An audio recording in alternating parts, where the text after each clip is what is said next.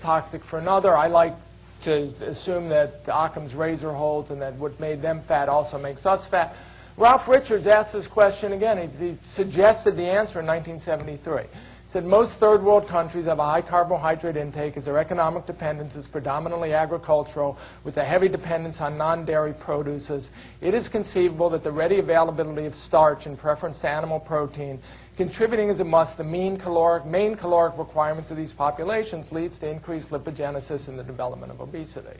So these populations like the Pima, the Sioux, in the Sioux case, they went from being hunter-gatherers, almost exclusively carnivores, to living on reservations, eating reservation food, which happened to be mostly white flour, 50% or so white flour. The interesting question is they didn't get that much sugar. It's hard to quantify how much sugar they got and so how much fructose.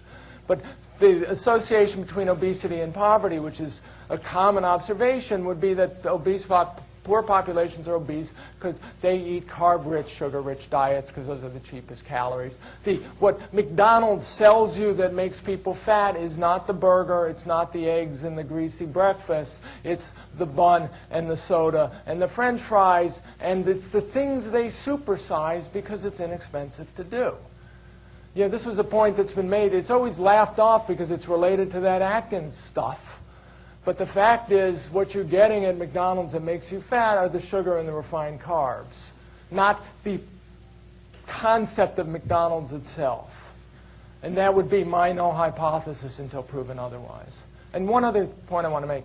When you ask a question, speak up, because I'm a little deaf, or a lot deaf, depending on whether I'm saying so or my wife is saying so.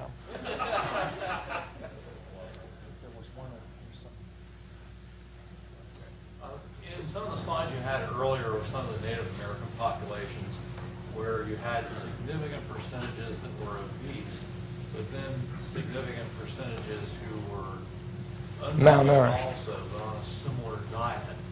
Now, I kind of look at that and I wonder about that recent study from Stanford around interleukin genetics and whether there's some sets of the population, subsets, that may have this particular sensitivity to carbohydrates, but it doesn't apply across the board. Well, that's what the question is, whether some set of populations, or whether genetics in effect control the sensitivity to carbohydrates.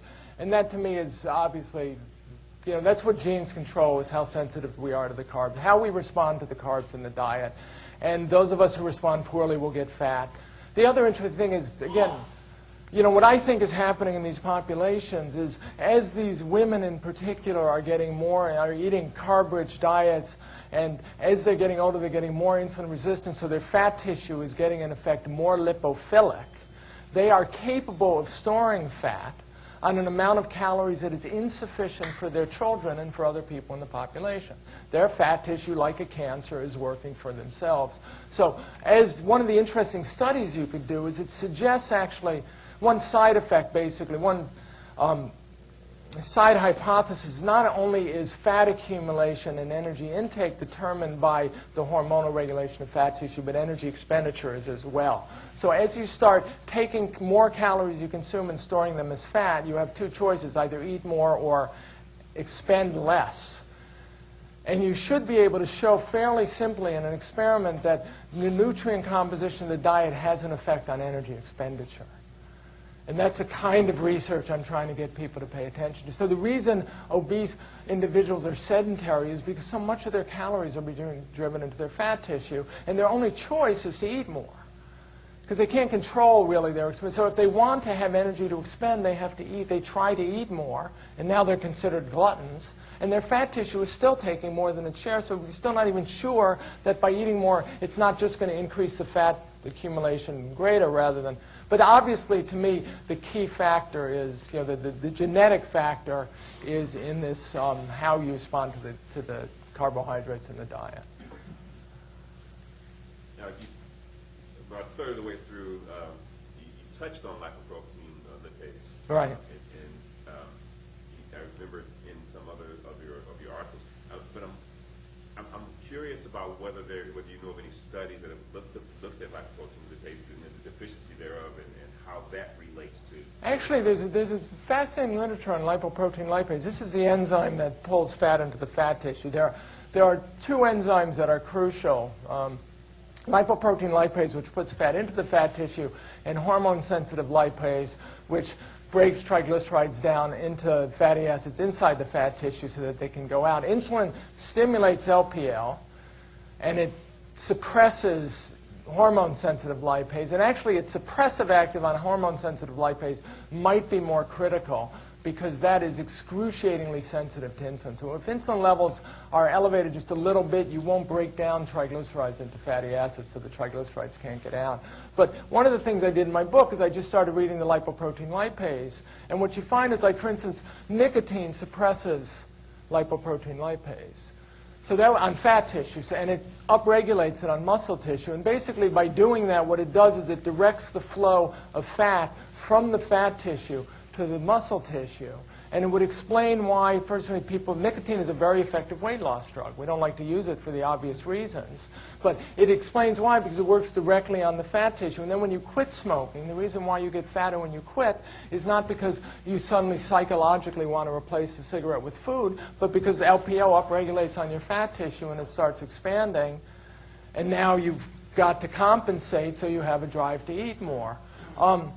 LPL is actually suppressed on the fat tissue when you exercise. So when you're working out, LPL goes down, so your fat tissue will release fat into the bloodstream that you could use to work out. And this is why people tell you after like 20 minutes you're now burning fat. And this is a good thing. And it's upregulated on the muscle tissue, so it sort of sucks, it directs the flow of fat from the fat tissue to the muscle, so you could use it as energy.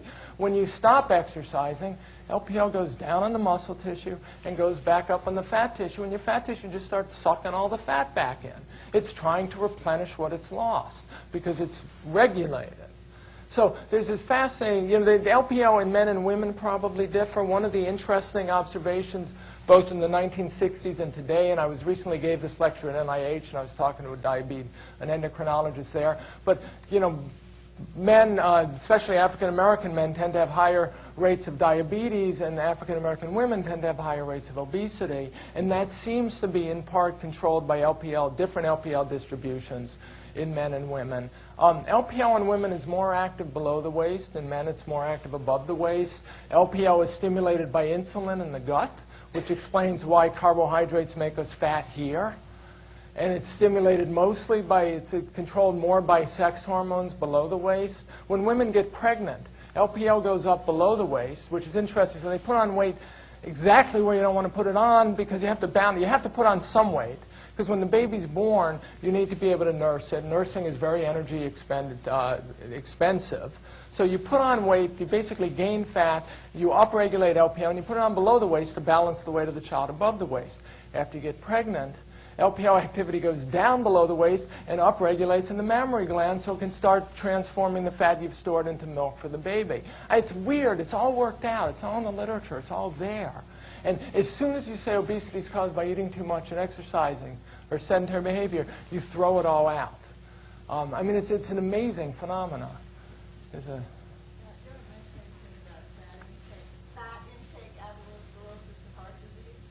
Fat intake and... Oh, right. Yeah, that's the problem. If you actually go back and look at the literature, which I did, and you read it carefully, which I did without preconceptions, the epidemiological literature linking fat tissue, or saturated fat accumulation to heart disease is terrible. And cherry-picked almost beyond belief. Like you'll see these studies where researchers will look at fat intake in a population in heart disease, and they'll see no effect from saturated fat and no effect from total fat, but they'll see a slight negative risk from polyunsaturated fat. So they'll say this confirms the lipid hypothesis. Any finding they found that confirmed the lipid hypothesis was touted as confirming the lipid hypothesis. All I can tell you is the research is terrible. And then once it was established as conventional wisdom and people continued to do the studies, they simply, it's just not pointed out that you cannot show in populations that fat intake correlates with heart disease. In fact, there was recently an Australian study that showed that fat intake correlated negatively with heart disease, but nobody sees that. The problem is once we've developed this sort of pseudoscientific world of nutrition where positive evidence confirms a hypothesis and negative evidence is irrelevant. And this was initiated early on in the game in the 1950s. It's the opposite of what science is. But that's what we have. So I don't, I hope I'm right about this. My wife made me get a life insurance policy. In case I have no idea what I'm talking about, I'm just unlucky.